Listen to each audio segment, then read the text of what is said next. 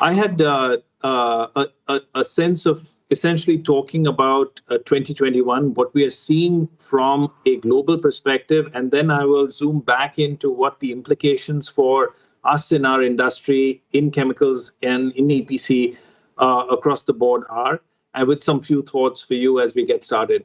So if you go to the next page, SS, thank you for your help, and if you could put it on full screen.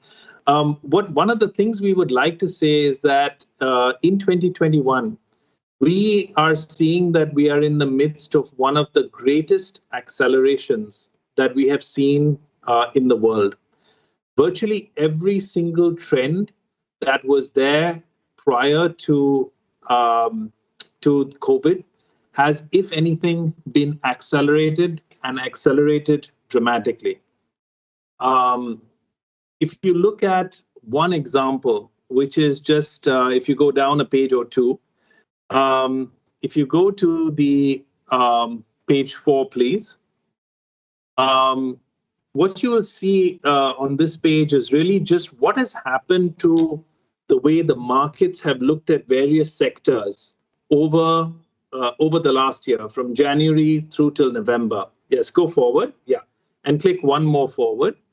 Now, this page, you see that at the start of the year, in February, these are all dates, and you see the tracker up on the top of the screen. Between February and November, what happened to market capitalization? So as you started, you saw everyone started off negative, and you slowly start seeing the disparity as you go through the year. And what actually happens towards the end of the year is that there is a set of industries that the market thinks is coming out of COVID as being incredibly positive. You see that on the right-hand side of the page, highlighted by high tech. And you see on the left-hand side of the page, many industries which have been the bulk of our GDP in the world actually showing dramatic falls in what the market believes is their future value. If you go forward one page, this is the snapshot of what you see as the end. So today on the right-hand side, what the market is saying is that there are 20 companies. These are what we call the mega 20. You can think about them as the tech giants mostly. They have captured disproportionate share of positive, and even the width of the bar is effectively the market capitalization of those companies. So you can see size and scale. Those mega companies have essentially taken the lion's share of what the market views as the future of the world. And every one of the other industries, including you see chemicals, which is just above the line, which just shows that the market does view chemicals as moving positively. But everything else to the left of that, including oil and gas, all over to the left-hand side of the page, is being viewed as hugely negative from a market perspective as we go forward. This is the first snapshot to remember. In 2020, we have seen the greatest dispersion around industries that we perhaps have ever seen as a result of COVID plus what the market believes is the future. Now, why did this occur? If you go to the next page, what you see is actually 2 pages down. You see that every trend that was there in COVID actually got accelerated. Every trend that was before COVID got accelerated. This was effectively, for example, if you think about everything digital, home delivery, telemedicine, cyber threats, everything positive and negative before COVID got massively accelerated. I'll just keep it on this page for a second, SS, right? Now, as those trends played out in these various sectors, you start seeing different companies and the sectors starting to think about everything differently. So on the top left-hand side of the page, we see some sectors saying, look, we need to shift our business model, right? Whether it's grocery, medtech, education, it's actually incredibly positive. We've got to go completely digital, right? The demand disruption was low. And actually, the potential of the business model disruption is quite high. So they're going completely digital. On the right-hand side bottom, what you see is industries where the demand disruption is massive. Oil and gas was historically there. Early part of the COVID for real estate, now coming back dramatically. Transportation infrastructure, thinking about restructuring the company and the industry.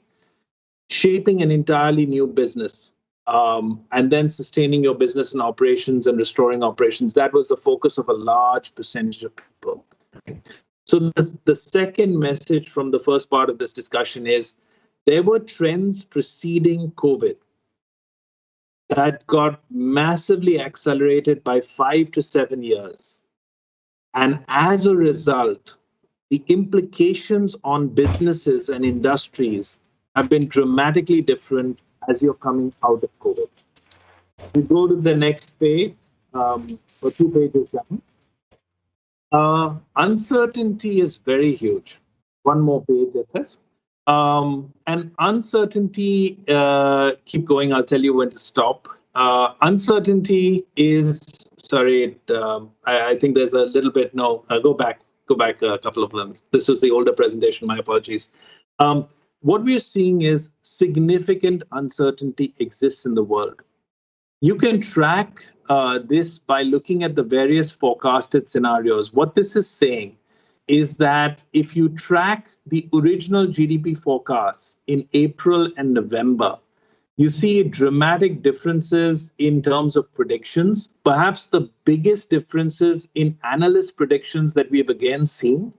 And equally, as you come out of that dip that we've seen, the variations from both us and other analysts is also equally huge, depending on whether you think there's a resurgence, the vaccine is going to work, whether it's not going to work, or whether it's going to, whether the pandemic is going to persist. Whatever the implications of this, what the data is telling us is at least it will take the Q4 of 2021 before the recovery is really complete.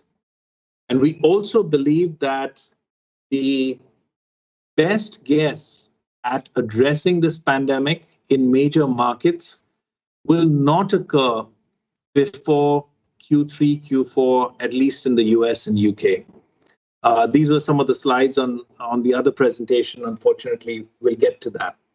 Now, as you see this headline, which is number one, the market has called 20 companies and a handful of sectors the winners, the future winners coming out of COVID. Second, you see a dramatic acceleration of trends that were pre-COVID. Everything pre-COVID has got massively accelerated. And third, you see that uncertainty, no matter how much we try to transmit certainty in presentations like this, uncertainty will continue at least till the better half of 2021, possibly into 2022.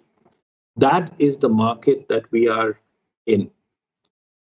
Now, SS, I don't know if you've got the presentation up, but if you go to, then what have companies done in 2021, or 2020 rather? 2020 has actually been a lockdown year for companies in themselves.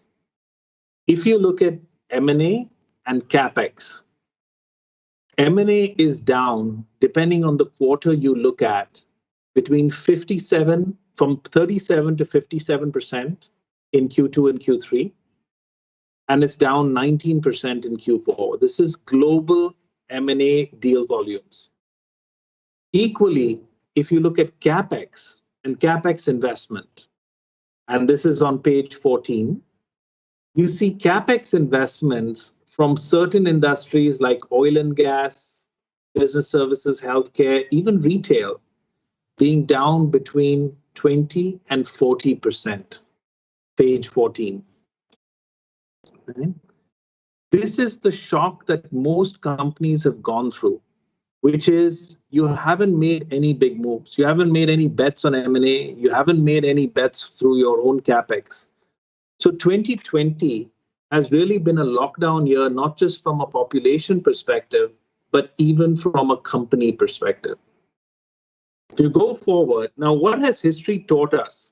History has taught us that the companies that act in a downturn actually accelerate through the next decade. Companies that act decisively in a downturn accelerate through the better part of the next decade. So look at this chart on the left-hand side. What we saw, the blue line is our definition of resilient companies that acted. Now, what do we mean by they acted? On the right-hand side, you see they did 30% faster organic growth. They did 3x more cost reduction during that downturn of 2008. They did 1.5 times the divestments of the red line companies, the companies that didn't move. So they actually divested a lot more during the global financial crisis, during the years of the global financial crisis, both the downturn and the recovery points on this chart. They actually acquired 20% more. And they did 500 basis points of deleveraging. So in other words, they prepared themselves from a P&L and from a balance sheet perspective. And you can see that divergence going forward. That advantage lasted 10 years. And so the big point of this presentation is acting in 2021, decisively acting, whether it's around growth, whether it's around cost reduction, whether it's around M&A, whether it's around divestments, whether it's around balance sheet restructuring. Acting in 2021, if history is proven to be correct, will give you a lasting recovery or a lasting opportunity or a lasting advantage against your competition for the next 10 years. So if you go forward 2 pages, this is my last page, and I can now reflect back to any of the previous pages we missed. One more. So what do you do? What does this mean in terms of big themes for companies in 2021? Next page, if you can, SS. 5 ideas I'd like to leave you with, 5 very specific ideas. Number 1, revisit your portfolio and your end clients. There's a saying in many worlds, which is that you cannot actually succeed if your clients are not making money. You cannot succeed as a services provider, as a manufacturing entity, as a partner, if your clients are not making money. And end industries have been impacted very differently through COVID. Very differently. End industries, geographies, and companies. In fact, in scans that we have done, 65% of the opportunity is fundamentally different versus where it was in the past. That's the first thing, which is please look at your end clients, look at the markets you're in, look at the products you're selling, look at the services you're providing, and think about the implication of those lasting trends, and is COVID going to change that dramatically? Second, there is going to be likely a shortage of capital, at least if you look at 2020 and extrapolate. Maybe there will be a recovery, but certainly awards have become scarcer in certain industries. How can you use analytics, digital, and any other techniques to think about how you transform and win in that smaller pool? And of course, improving your capability while you can do that. Third, we believe that as much as 20 to 40% of global GDP, 20 to 40% of global GDP will flow through ecosystems. Ecosystems are essentially not a one-to-one relationship between a client and a business partner or a business. How will you play a part in those ecosystems? How can you join the right ecosystems? This 20 to 40% of revenue line in the world is a massive number to think of.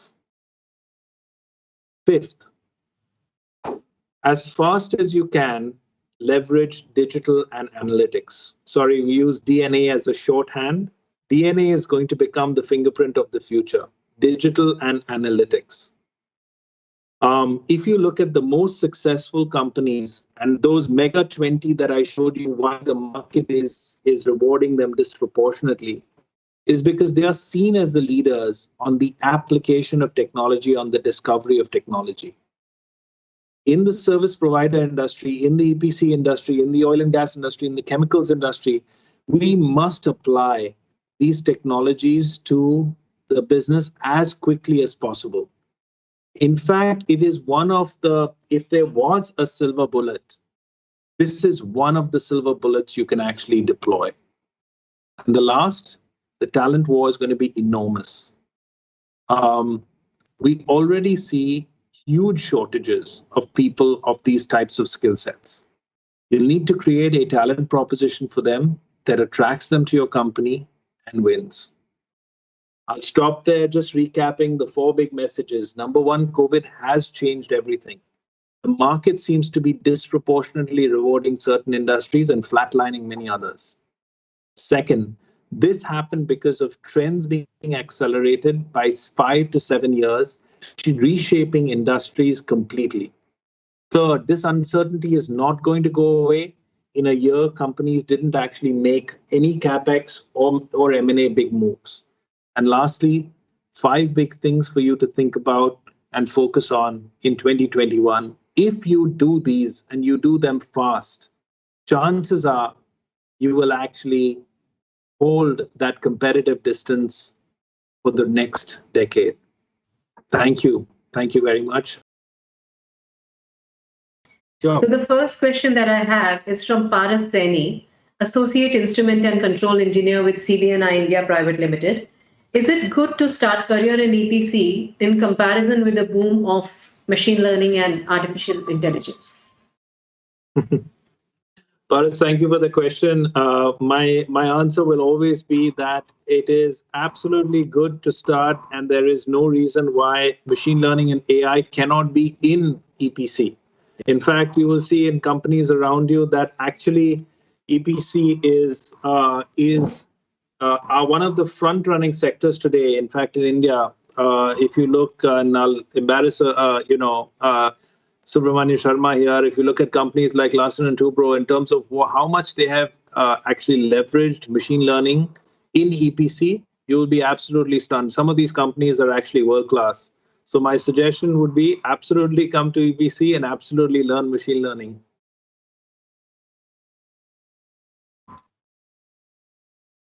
Thank you. So the second question is from on how AI has any major role in future of process industry. So this is a question from Vishal Sankpal, Senior Principal Civil Engineer, Burns and McDonnell Engineering India Private Limited. Sure. Vishal, AI and analytics and digital has actually had a huge impact in process industries. In fact, if I were to say in my experience, it has as much impact in process as it has in any discrete or any other forms. Let me give you 3 examples that have come to our mind, right? If you take a company like Tata Steel, this is well known. Tata Steel is one of the first World Economic Forum lighthouses in the application of AI in process industries. It is an absolutely incredible journey that they've been on. You can read about it in the World Economic Forum site. That's one. The second is the application in, for example, chemical plants. We have seen improvements in production, reduction in safety issues, improvements in yields, reduction in energy cost, improvement in personnel health, safety and environment, air pollution, water, everything actually can be made better with data and analytics. And so the actual, if I know correctly, in chemicals, we have profiled almost 30 to 40 use cases of high value. These are available if you want. There is on the Mckinsey intranet, or extranet rather, on the mckinsey.com site. There is a set of articles called the Executive Guide to AI. If you want to go and read it, please go and read it. You'll find all the use cases in that. Thank you. There's There's another question from Ms. Manasa Ramesh, Manager Bharat Bijli. Can you give some more examples of acting on, as you mentioned in your PowerPoint presentation? So if you look at the actions, that companies have taken, and I'll reference companies within India so that they're familiar to all of us, right? What did we start off by saying? We said that the people who revisit and change their portfolio and strategy in a downturn actually accelerate out of the downturn. Now, if I just embarrass some of our founders and I just take another example of this, right? Look at Reliance as a group, right? And just look at the amount of activities and actions that are publicly known of what it did in 2020. You could argue that at any point, Reliance is extraordinarily active, just as a company, or any of the other companies on this list, but even more. Other suggestions, right? Number one, if you think about cost reduction, right, as just an element, many smart companies have used COVID to fundamentally rethink their operating model to work. An example, again, a public example from India, TCS with close to 400,000 or over 400,000 employees. On any single day, no more than 25% of our employees should come. And by the way, we will drive 25% more productivity as a result of that new future of work. Just 2 or 3 examples that I've taken from our own geography as to what companies are doing in this downturn or in this COVID recovery period to take advantage. Yeah. So there's another question. There is a statement by Elon Musk that AI can do everything better than us. So in that case, is it worthy to work in the EPC industry? I won't comment on that statement because I think there are, at least in my view, and till December of last year, I used to run the AI practice for McKinsey globally. I think if you ask most technical people in the heart of AI, AI is still a long way to go to meet human capabilities. Right? But there is no doubt that there are tasks that AI is getting better at than humans are. Right? So, for example, radiology in medicine. Today, we know that AI algorithms can read X-rays better in certain disease types than most of the leading physiology. But by and large, there are several years ahead of us before AI can be counted as being better than a human in most activities. In fact, we think that that's pretty much not going to happen for some foreseeable future.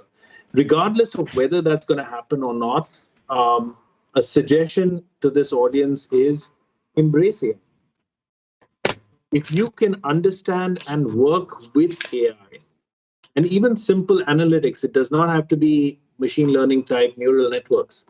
If you can embrace it and work alongside with it, you'll actually further your professional growth. You'll make it better for your company. You'll earn, better return for your shareholders.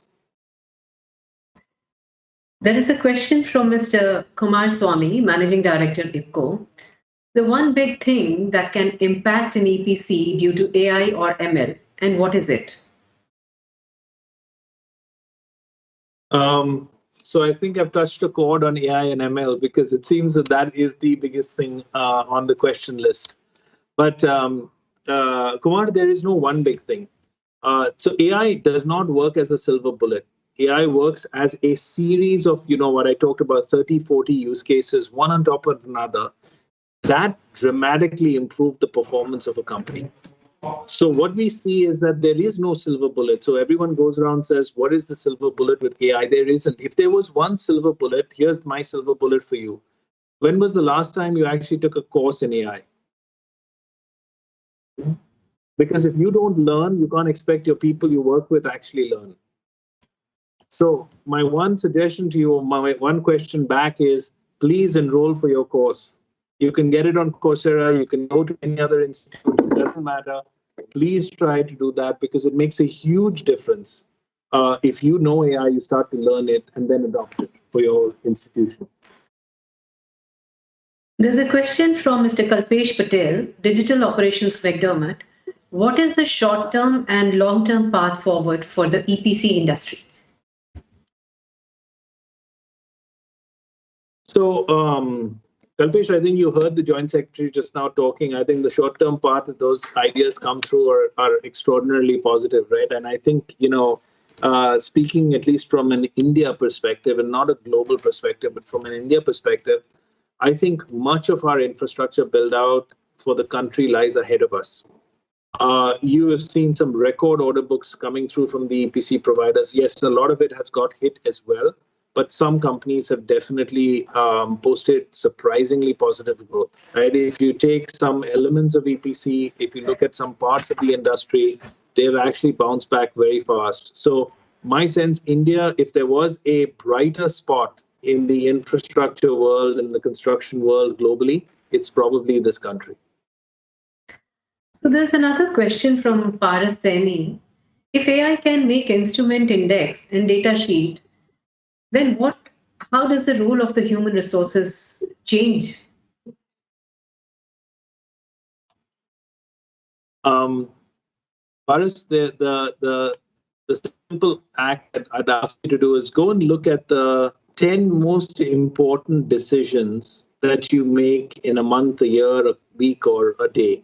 Just look at that and ask yourself, if I had all the data in the world, how many of those decisions could I make entirely by the machine? And with today's technology, today's data, you won't be able to make more than 2 on average. So we have a long way to go in this journey of building our capabilities, building our data backbone, building our talent capabilities, and building our technology and algorithmic capabilities to substitute human effort. There's a question from Mr. Ramesh Bargale. Something gut feeling. I mean, just to complement what Noshir said, we always talk about this gut feeling, right? I mean, which comes from years of experience, and that plays a huge role in decision making, Noshir. So what you're saying is like 2 out of 10. I'm not surprised because 7 out of 10 times we go based on data more than the gut data. We go by the guts, which is actually which is an absorption of experience, and your human brain is able to process that very quickly and give you an answer. It's a kind of a data analytics anyway, because all of that is coming through experience. So there's a question from Mr. Ramesh Bargale, where you can see India in 2025 in terms of industrial growth. He's DGM proposals with TKIS. Thank you. 2025, in terms of GDP growth, I think our forecast, and that was on one of the slides, we can go back to it if you want, but it's okay if we don't have to. Our forecast for India in terms of GDP recovery this year is fairly strong. And we think we will get back to a trajectory of growth, which was our previous trajectory. Somewhere, if you go to page... this was one of the pages we skipped by. Yes, if you go to page 12, these were some of the trends that we talked about. If you just blow this up. So this is essentially global, and I'll tell you what's happened in India. So if you look at, these are 9 scenarios on these boxes. Sorry, we make everything very complex as consultants. Apologies for that. It's a very simple story. If you look at the right-hand column, and you look at October to December, and we spoke to about 2,000 CEOs in the world. What this is saying is that between October to December last year and December to January, you saw a marked difference in the scenarios that most CEOs around the world believed their own economies were going to go through. So if I just take the right top line, what it's saying is that if the virus control was going to be effective, and in box right-hand side top, A4, and we're going to have very high effective interventions. You basically saw only 5% of CEOs in that box. Right? So most people said we don't believe that scenario. Most people believed in scenario A1, which is we will have an effective response, but we will continue to see a recurrence. And most of our policy interventions are only going to be partially effective. So if you take A1, which 30% of global CEOs believe as the scenario, right? And now you look on the right-hand side, between October to December, that number went down 5%, and between December to January, it went up 8%. Okay? What it's telling you is most CEOs don't believe that scenario will exist for the better part of 2021-22. And as a result, in India, our best forecast, if you ask me, would be that a return to normal economic growth will perhaps be in the last quarter of this year or first few quarters of next year. But that is completely dependent on how the virus mutates, how the vaccine is effective, and what the knock-on effects are on individual consumption. Can I just maybe go back a couple of pages in the interest of time? I know you to page on the trends page 6, if you could, FS. 6? 6. And my apologies, I should have shown this earlier too. This was the trends I was talking about. So look at these trends and look at your business. On the first column, everything has accelerated in the first column. Everything digital, everything home. It's not just digital, it's home delivery, it's social contact reduction. It is 21st century organization for people. It's cybersecurity. These are all the trends that have massively accelerated. The trends that have not changed or stopped, big brands are no longer winning. Globalization is not happening at the scale it was. And we perhaps may have a temporary lull or a permanent lull from resource shortage, particularly on oil. And the new focus is massively, obviously, on green, sustainability, resilience of the supply chain, and governments are certainly going to involve themselves in business a lot more going forward. This is our set of trends. It is not entirely correct or accurate, but those are the trends you could believe in.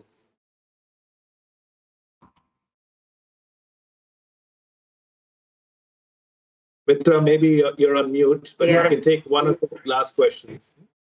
So we have already reached our time limit, but okay, there is a question. So this is a question from Mr. Subramaniam Ravi. He's the Deputy Manager Proposals with Technip Energies. His question is, even if the AI substitution to all our needs has a long way to go, the employment opportunity for an average educated person will decline. In that case, any thought process how we are going to create and develop a sustainable environment? Thank you, Subramaniam. Very, very pertinent question.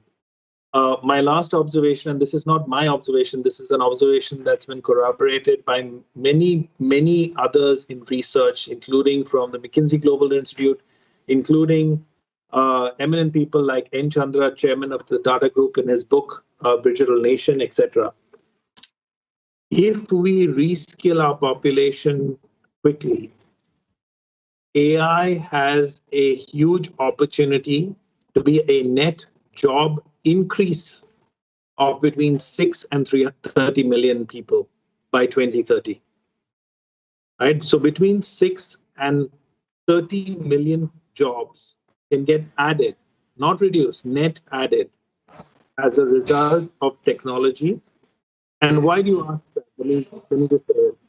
This country is blessed.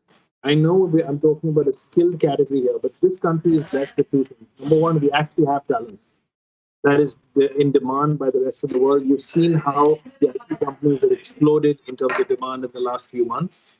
The second thing is, even if AI was there, you need an interface to AI. And that interface is human. And that's going to be there for some time.